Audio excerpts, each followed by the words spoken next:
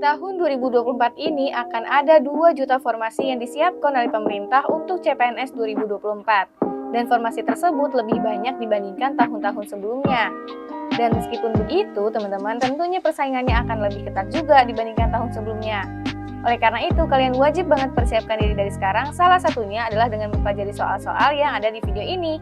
Kita mulai aja yuk!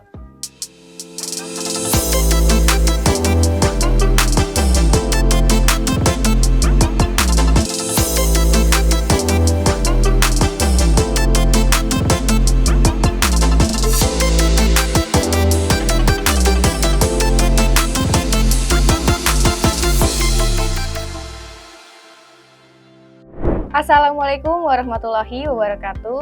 Halo teman-teman pejuang CPNS di seluruh Indonesia. Apa kabarnya kalian hari ini? Semoga dalam keadaan yang sehat dan baik ya. Nah, kembali lagi bersama aku Kanisa, dan tentunya kalau udah ketemu sama aku, kita akan belajar bareng materi mengenai tes wawasan kebangsaan. Salah satu tes materi yang sudah pasti diujikan di SKD CPNS. Dan hari ini aku akan bahas soal tentang integritas dan juga nasionalisme. Kita mulai aja yuk, let's go! Nah, kita masuk yuk ke soal pertama untuk materi integritas nih. Jual beli jabatan marak terjadi dan terkadang menjadi hal lumrah. Perbuatan ini bahkan dimulai dari pelaku yang menginginkan jabatan, bukan dari pejabatnya. Hal ini yang memberikan dampak buruk bagi generasi muda saat ini dikarenakan pelaku pejabat publik seperti itu tidak mempunyai nilai integritas apa nih? A. Tanggung jawab karena tidak berani untuk mempertanggungjawabkan apa yang menjadi tanggung jawabnya. B. Konsisten untuk melakukan jual beli jabatan karena memberikan keuntungan yang signifikan. C. Kejujuran untuk melakukan tindakan profesional dan sesuai dengan koridor peraturan perundang-undangan. D. Keberanian terhadap pelaku jual beli jabatan sehingga menjadi dampak buruk untuk anggota. D. Keberanian terhadap pelaku jual beli jabatan sehingga menjadi dampak buruk untuk negara. E. Kepedulian terhadap sesama manusia sampai lebih memilih untuk menjual belikan jabatan. Nah, teman-teman di sini nih.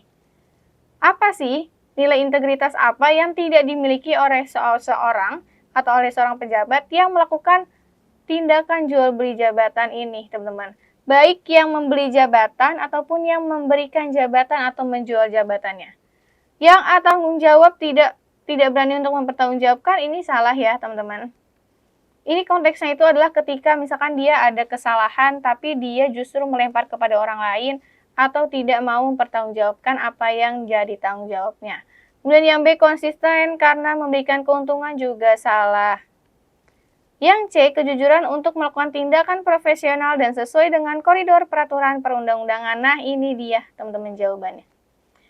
Jadi orang yang melakukan jual beli jabatan, baik dia yang mau jabatannya atau yang memberikan jabatan ini, dia tidak punya nilai integritas kejujuran untuk melakukan tindak profesional atau tidak curang dan sesuai dengan koridor peraturan perundang-undangan, undang-undang, Pancasila, dan lain sebagainya. Kalau yang D. Keberanian memperlakukan jual beli jabatan, juga salah. Justru ini adalah dia punya nilai keberanian untuk beli jabatan ya, bukan tidak. Kemudian yang E. Kepedulian terhadap sesama, juga salah. Kepeduliannya itu apa sih? Kita peka terhadap sekitar, misalnya ada yang sakit, ada yang terkena musibah, dan lain-lain. Oke, kita lanjut yuk ke soal nomor 2, masih tentang integritas nih. Ibu Sinta adalah orang tua dari Nina. Ibu Sinta melakukan kunjungan ke Ibu Reni yang menjadi wali kelas Nina, anaknya. Ibu Sinta membawakan buah tangan berupa kue dan sembako. Hal ini Ibu Sinta lakukan demi meningkatkan nilai anaknya, yaitu Nina. Perilaku yang dilakukan oleh Ibu Sinta telah bersimpangan dengan nilai integritas apa? Wah, lagi-lagi sama nih teman-teman, pelanggaran terhadap nilai integritas. Telah bersimpangan dengan nilai integritas apa? Yang A. Kejujuran karena berani melakukan tindak kecurangan. Yang B. Tanggung jawab karena tidak bisa mempertanggungjawabkan apa yang telah menjadi jabatannya. Yang C. Kemandirian karena selalu meminta bantuan, utamanya bantuan dari Ibu Reni. D. Kepedulian, yaitu membantu Ibu Reni kecurangan karena ia sebagai wali kelas yang tidak mampu. E. Gotong royong, di mana Ibu Sinta ini membantu Ibu Reni sebagai wali kelas dengan upaya peningkatkan kualitas hidupnya. Nah, teman-teman di sini nih, Ternyata dia datang ke rumah Ibu Reni bawa buah tangan, tapi tujuannya bukan cuma pengen ngasih atau silaturahmi, tapi apa? Meningkatkan nilai anaknya, teman-teman. Berarti ada udang di balik batu. Atau ada niat terselubung nih, kenapa Bu Sinta ini datang ke rumah Ibu Reni, yaitu ingin apa? Meningkatkan nilai anaknya. Dan hal ini termasuk tindakan apa sih, teman-teman? Tindakan yang curang ya, karena meningkatkan nilai dengan memberikan makanan. Mestinya apa? Mestinya si Nina ini nih yang harus belajar lebih giat lagi, teman-teman. Bukan justru menyogok lah ya atau menyuap gurunya agar nilainya ditingkatkan. Nah, berarti ini jelas banget teman-teman, perilaku yang dilakukannya itu telah bersimpangan dengan nilai apa? Kejujuran ya, karena berani melakukan tindak kecurangan. Tindak kecurangan ini adalah tadi, membawa buah tangan untuk meningkatkan nilai Nina. Nah, kita lanjutin ke soal nomor 3, teman-teman. Masih tentang integritas nih. Integritas memiliki peran penting dalam dunia kerja. Integritas juga merupakan suatu budaya yang harus diterapkan oleh seluruh karyawan jika ingin memiliki karir yang cemerlang. Hubungan antara integritas dengan karir seseorang sangatlah erat.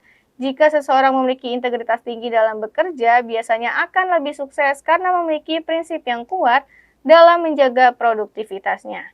Berikut ini adalah sikap integritas yang dapat diterapkan di lingkungan kerja kecuali A. Memberikan ide cemerlang dan menghargai ide orang lain demi kemajuan perusahaan. B. Mematuhi setiap peraturan perusahaan termasuk selalu datang tepat waktu. C. Jujur terhadap kelemahan diri sendiri dan mau mengakui kesalahan. D. Bertanggung jawab penuh atas segala pekerjaan yang diberikan. E. Melewatkan deadline yang diberikan dikarenakan anggota tim tidak memberikan pekerjaan yang sesuai dengan harapan. Nah, teman-teman di sini yang ditanyakannya itu adalah sikap integritas yang dapat diterapkan di lingkungan kerja, tapi kalian lihat ada kata kecuali. Berarti yang tidak perlu dilakukan, teman-teman. Dari A, B, C, dan E, yang paling masuk akal itu adalah yang E nih. Melewatkan deadline yang diberikan dikarenakan anggota tim ini tidak memberikan pekerjaan yang sesuai dengan harapan. Nah, berarti ini tidak bertanggung jawab ya, teman-teman. Salah satu nilai integritas itu adalah tanggung jawab. Mestinya kalau misalkan tahu anggota timnya ini tidak memberikan pekerjaan yang sesuai dengan harapan, dia coba take over atau coba kerjain gitu. Yang pasti agar tidak melewatkan deadline atau teman-teman atau rekan-rekan kerjanya itu diingatkan. Agar apa? Agar bisa mencapai deadline tugas yang sudah diberikan. Karena hal itu adalah bentuk tanggung jawab, teman-teman. Berani mempertanggungjawabkan apa yang sudah diamanahkan ke dirinya. Tapi tunggu dulu, teman-teman.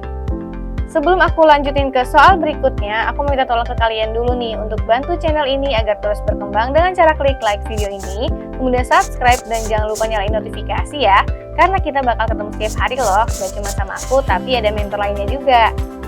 Dan jangan lupa share video ini ke sesama pejuang CPNS lainnya. Kalau udah, yuk kita mulai ke soal berikutnya. Nah, kita masuk ke soal selanjutnya, teman-teman. Ya, untuk soal ini materinya adalah nasionalisme. Apa yang menjadi alasan mengapa pada masa lampau nasionalisme di Indonesia sangatlah kuat? A. Karena masyarakat Indonesia tidak banyak menerima pendidikan yang cukup. B. Karena Indonesia dibentuk menjadi kuat oleh negara Jepang. C. Karena mudahnya menyatukan pemikiran pada zaman dahulu.